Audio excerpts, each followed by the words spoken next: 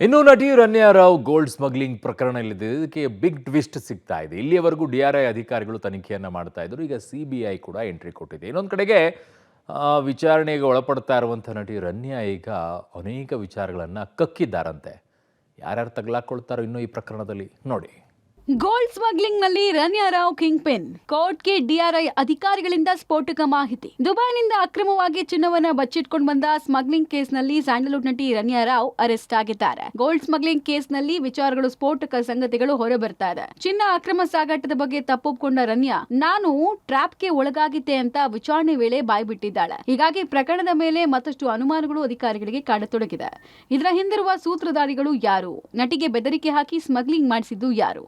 ಇದರ ಹಿಂದಿನ ಅಸಲಿ ಕೈ ಯಾರದ್ದು ಅಂತ ಕಂದಾಯ ಗುಪ್ತಚರ ತನಿಖಾಧಿಕಾರಿಗಳು ಜಾಲಾಡ್ತಿದ್ದಾರೆ. ರನ್ಯಾ ಹೇಳಿರೋದೆಲ್ಲ ನಿಜಾನಾ ಇಲ್ವಾ? ಹೀಗೆ ಎಲ್ಲ ಆಯಾಮದಲ್ಲೂ ಡಿಆರ್ಐ ಅಧಿಕಾರಿಗಳು ತನಿಖೆ ನಡೆಸುತ್ತಿದ್ದಾರೆ. 6 ತಿಂಗಳಲ್ಲಿ ರನ್ಯಾ ರಾವ್ 27ಕ್ಕೂ ಹೆಚ್ಚು ಬಾರಿ ದುಬೈಗೆ ಹೋಗಿ ಬಂದಿದ್ದಾರೆ. ಹೆಚ್ಚಿನ ವಿಚಾರಣೆಗಾಗಿ 3 ದಿನ ವಶಕ್ಕೆ ಪಡೆದಿರುವ ಡಿಆರ್ಐ ಅಧಿಕಾರಿಗಳು ಕೋರ್ಟ್ಗೆ ಸ್ಫೋಟಕ ಮಾಹಿತಿ ಕೊಟ್ಟಿದ್ದಾರೆ. ವಿದೇಶದಿಂದ ಗೋಲ್ಡ್ ಸ್ಮಗ್ಲಿಂಗ್ ನಲ್ಲಿ ರನ್ಯಾಳೆ ಕಿಂಗ್ ಪಿನ್ ಅಂತ ಕೋರ್ಟ್ಗೆ ಮಾಹಿತಿ ಕೊಟ್ಟಿದ್ದಾರೆ.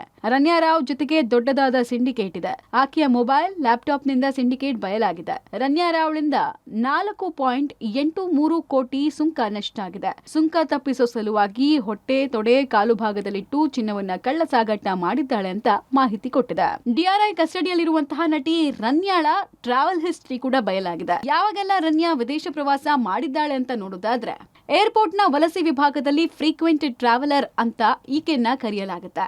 ಡಿಸೆಂಬರ್ 24ನೇ ತಾರೀಕು ದುಬೈ ಪ್ರಯಾಣ ಮಾಡಿದ್ದಾಳೆ. 27ನೇ ತಾರೀಕು ದುಬೈನಿಂದ ವಾಪಸ್ ಆದ್ರೆ ಜನವರಿ 18ನೇ ತಾರೀಕು ಅಮೆರಿಕಕ್ಕೆ ಪ್ರಯಾಣವನ್ನು ಬೆಳೆಸಿದ್ದಾಳೆ. 7 ದಿನ ಅಮೆರಿಕ ಪ್ರವಾಸದಲ್ಲಿ ರನ್ಯಾ ರಾವ್ ತಂಗಿದ್ದು ಕೂಡ ಗೊತ್ತಾಗಿದೆ.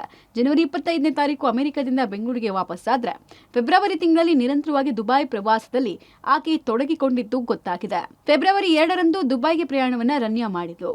ಫೆಬ್ರವರಿ 2ರಿಂದ ಮಾರ್ಚ್ 3ರವರೆಗೂ ಟೋಟಲ್ ಆಗಿ 5 ಸಲ ಪ್ರಯಾಣವನ್ನ ಮಾಡಿರುವುದು ತಿಳಿದು ಬಂದಿದೆ. ಡಿಆರ್ಐ ಅಧಿಕಾರಿಗಳು 14.2 ಕೆಜಿ ಚಿನ್ನದ ಮೂಲವನ್ನ ಕೆದಕ್ತಾ ಇದ್ದಾರೆ. ಚಿನ್ನ ಖರೀದಿ ಮಾಡೋಕೆ ಇಷ್ಟೊಂದು ಹಣ ಎಲ್ಲಿಂದ ಬಂತು? 14.2 ಕೆಜಿ ಗೋಲ್ಡ್ ದುಬೈನಲ್ಲಿ ಸಿಕ್ಕಿದ್ದು ಹೇಗೆ? ಕೋಟಿ ಹೂಡಿ ತಾನೇ ಚಿನ್ನವನ್ನ ಖರೀದಿಸಿ ಅಕ್ರಮವಾಗಿ ತಂದಳ. 14.2 ಕೆಜಿ ಚಿನ್ನ ಖರೀದಿಗೆ 10ರಿಂದ 12 ಕೋಟಿ ಹಣ ಬೇಕು. ಇಷ್ಟು ಹಣ ನಟಿಗೆ ಎಲ್ಲಿಂದ ಬಂತು? ದುಬೈನಿಂದ ಚಿನ್ನದ ಕಳ್ಳ ಮಾಲನ್ನ ಸೇಫ್ ಆಗಿ ತರುವ ಕೆಲಸ ಮಾಡ್ತಿದ್ದಾಳ. ಮಧ್ಯವರ್ತಿಯಾಗಿ ಏರ್ಪೋರ್ಟ್ನಿಂದ ಸುರಕ್ಷಿತವಾಗಿ ಚಿನ್ನವನ್ನ ಸಾಗಿಸುತ್ತಿದ್ದಾಳ. ಕಸ್ಟಮ್ಸ್ಗೆ ತೊಂದರೆ ಆಗದಂತೆ ಏರ್ಪೋರ್ಟ್ ದಾಟಿಸಿ ಕಮಿಷನ್ ಪಡಿತಾ ಇಲ್ಲ. ಹೀಗೆ ನಾನಾ ಆಯಾಮದಲ್ಲಿ ತನಿಖೆ ಚುರುಕುಗೊಳಿಸಿದ್ದಾರೆ. ಗೋಲ್ಡ್ ಸ್ಮಗ್ಲಿಂಗ್ ಕೇಸ್ಗೆ ಬಿಗ್ ಟ್ವಿಸ್ಟ್. ಚಿನ್ನ ಕಳ್ಳ ಸಾಗಾಟ ಕೇಸ್ನಲ್ಲಿ ಸಿಬಿಐ ಎಂಟ್ರಿ. ಗೋಲ್ಡ್ ಸ್ಮಗ್ಲಿಂಗ್ ಕೇಸ್ಗೆ ಅತಿದೊಡ್ಡ ತಿರುವು ಸಿಕ್ಕಿದೆ.